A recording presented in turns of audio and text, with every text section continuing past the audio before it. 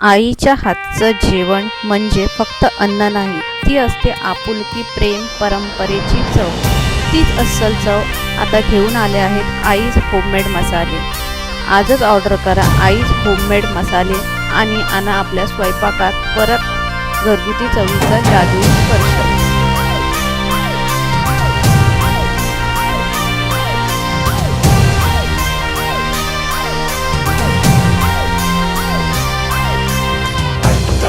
कौन रब चिक ये माल है,